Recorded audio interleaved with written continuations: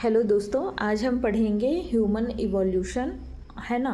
लेकिन मुझे लगता है कि ह्यूमन इवोल्यूशन पढ़ने से पहले आपको जियोलॉजिकल पढ़ना पड़ेगा। ठीक है, जियोलॉजिकल टाइम जब तक आपको नहीं मालूम है तब तक आप ह्यूमन इवोल्यूशन को आप समझ ही नहीं सकते हो। और मुझे आज पढ़ाना था नवपाषाण काल, लेकिन कमेंट्स आए थे मेरे पास कि ह्यूमन इवोल्यूशन का क्लास लेने के लिए। ठीक है, तो मुझे ऐसा लगता है कि ह्यूमन इवोल्यूशन जो है हम उसको पढ़ाएंगे तो ज़रूर, है ना। लेकिन उससे पहले आपको जानना क्या पड़ेगा, जियोलॉजिकल टाइम के बारे में।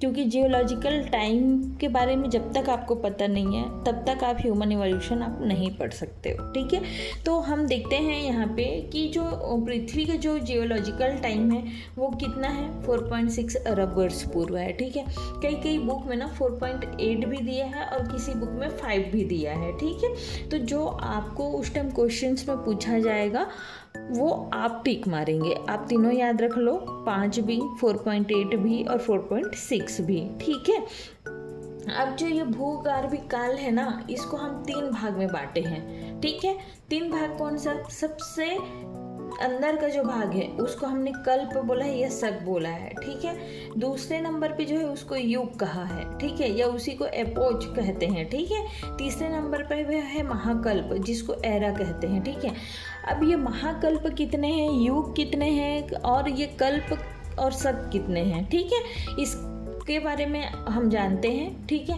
तो हमारे पास महाकल्प कितने हैं, 5 हैं। ठीक है, कितने युग हैं, 4 युग है। ठीक है, कल्प या सक कितने हैं आपके, 18 है। ठीक है, तो हम ना इसको जानने से पहले कि महाकल्प क्या है, युग है, कल्प है या सक है ना, इसको हम अभी आगे डिस्क्राइब करेंगे। ठीक है, तो जो एरा है, महाकल्प है, वो कितना बोली थी मैंने, 5 बोली थी। ठीक है, तो 5 क्या है आपके, प्री पैलियोजोइक एरा, दूसरा है पैलियोजोइक, तीसरा है मेसोजोइक, चौथा है सिनोजोइक एरा और 5वां है आपका नियोजोइक एरा। तो यहाँ पे हम देखेंगे जो प्री पैलियोजोइक एरा है ना, इस टाइम पीरियड में क्या क्या बना था। एक तो आर्कियन चट्टान बना था, दूसरा प्री कैम्ब्रियन चट्टान बना था। आर्कियन चट्टान जिसमें ग्रीस ग्रेनाइट था, है ना, और जीवन रहित था। फिर हमने प्री पैलियोजोइक एरा में क्या पढ़ा, प्री कैम्ब्रियन भी पढ़ा। इसमें क्या बना आपका, अरावली धारवाड़ चट्टानों का क्रम बना।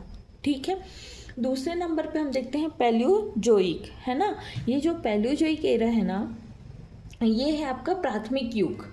इसको हम क्या कहेंगे, प्राथमिक युग कहेंगे। ठीक है, और इसमें ना 6 प्रकार होता है। ठीक है, 6 प्रकार है। जगह कम था करके मैंने नहीं लिखा, बट मैं बोलते जा रही हूँ, आप लोग नोट डाउन करना।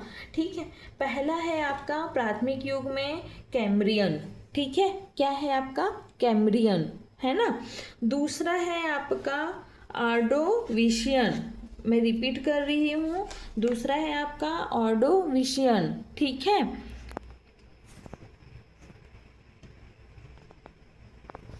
आर्डोविशियन। ठीक है, तीसरे नंबर पे है आपका सिल्यूरियन। सिल्यूरियन, इसमें ना रीढ़ की हड्डी बनना चालू हुआ था, मछली और प्रवाल वगैरह बन गया था। ठीक है, तीसरे में है सिल्यूरियन। चौथा है डियोडियन, रिपीट कर रही हूँ, चौथा है डियोडियन, है ना। मास्य युग, मतलब सार्क लोग का जन्म हुआ था यहाँ पे। ठीक है, 5वां है कार्बोनीफेरस, है ना, कार्बोनीफेरस। इसमें क्या था, उभयचर वर्ग का युग था ये कार्बोनीफेरस। ठीक है, 6वां है आपका परमियन। 6वां क्या है आपका, परमियन, है ना। यहाँ पे क्या हुआ था कि जर्मनी में ब्लैक फॉरेस्ट वासमेस पर्वत का निर्माण हुआ था। ठीक है, परमियन में, है ना। अब हम देखते हैं मेसोजोइक। ठीक है, मेसोजोइक को भी ना 3 भाग में बांटा गया था, ट्रियासिक, जूरेसिक और क्रिटेशियस। ठीक है, क्या क्या है याद कीजिए, ट्रियासिक, जूरेसिक, क्रिटेशियस, है ना। अब इस जो ट्रियासिक है ना, इसके अंतर्गत आपके क्या आते हैं, गोंडवाना चट्टान आता है और केकड़ा वाली जाति आती है। ठीक है, किसमें, ट्रियासिक में। जुरैसिक में क्या हुआ, जुरैसिक नाम से ही चालू हो जा रहा है डायनासोर का युग।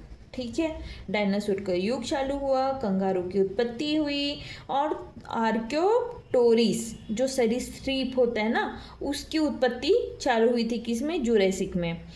क्रिटेशियस है ना, इसमें किसका चालू हुआ था उत्पत्ति, कछुआ का।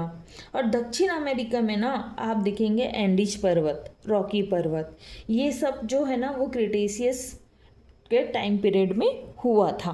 ठीक है, मेसोजोइक के बाद हम देखेंगे सीनोजोइक। सीनोजोइक को भी हमने 5 भागों में बांटा, प्लेयोसिन, इयोसिन, ओलिगोसिन, मायोसिन और प्लायोसिन। ठीक है, तो इसमें जो प्लेयोसिन है ना, ये प्राइमेट, इसमें प्राइमेट है।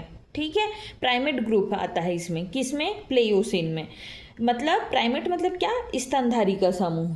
ठीक है, अब आता है आपका इयोसिन। इयोसिन में आपका क्या बनना चालू हुआ या क्या बना, ट्रांस हिमालय बना। ठीक है, इयोसिन में आपका ट्रांस हिमालय बना, ओलिगोसिन में आपका वृहद हिमालय बना, मायोसिन में आपका मिडल हिमालय बना। ठीक है, और हम पढ़ते हैं प्लायोसिन, इसमें बना आपका शिवालिक हिमालय। ठीक है, इस शिवालिक हिमालय में आपको कौन सा ह्यूमन मिलता है, रामापिथेकस ह्यूमन। अब आ गया ना ह्यूमन इवोल्यूशन स्टार्ट। ठीक है, तो हमको क्या मिल रहा है, प्लायोसिन। प्लायोसिन में क्या बना, शिवालिक हिमालय बना। शिवालिक हिमालय में हमको क्या मिला, रामापिथेकस ह्यूमन मिला।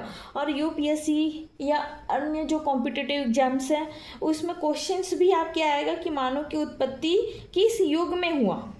ठीक है, तो मानव की उत्पत्ति हमारा कौन से युग में हुआ, तृतीय युग में हुआ। ठीक है, प्लायोसिन कल्प में हुआ। ठीक है, हम ये बताएंगे। अब है आपका नियोजोइक।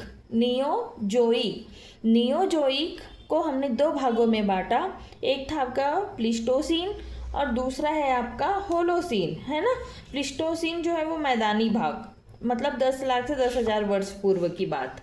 ठीक है, कल हम पढ़ेंगे मानव की उत्पत्ति एवं विकास। ठीक है, तो मानव की उत्पत्ति में कल हम पढ़ेंगे कि टार्शियरी युग में प्लायोसिन का काल पढ़ेंगे। ठीक है, फिर एक मानव के विकास में हम देखेंगे कि रामापिथेकस हमने अभी देखा है ना, तो ये रामापिथेकस से हम आगे बढ़ते जाएंगे ऑस्ट्रेलोपिथेकस में, होमो हैबिलिस में, है ना, हिडल वर्ग में, होमो इरेक्टस में। तो ये जनरली हम पढ़ना ना स्टार्ट कर देंगे। ठीक है, इसमें मेरे हिसाब से तो और कुछ ऐड ऑन नहीं करना है। बाकी ये जो है ना वो क्वेश्चंस आपको यूपीएससी जनरली पूछता भी है कि जो ह्यूमन की उत्पत्ति का टाइम पीरियड क्या है, ऐसा करके। ठीक है, कल हम पढ़ेंगे, कल तो देखेंगे हम ह्यूमन इवोल्यूशन, उसके बाद फिर ना हम नवपाषाण काल स्टार्ट कर देंगे। ठीक है, क्योंकि हमारा वैसे ही ना पूरा पाषाण और मध्य पाषाण हमारा क्या हो गया था ना, चालू हो गया है। ठीक है, हम वो कमेंट की वजह से बीच में इसको ले रही हूँ मैं, पर मुझे नवपाषाण काल एक्चुअल में लेना था। और प्लीज़ वीडियो अगर पसंद आ रहा है तो लाइक कीजिए, शेयर कीजिए और फॉलो कीजिए। ठीक है, और जित आप लोग का सपोर्ट रहेगा तो ही हम आगे बढ़ पाएंगे, वरना तो फिर कोई वो नहीं है कि नहीं बढ़ पाएंगे हम। ठीक है, ओके, थैंक यू। जय हिंद, जय भारत।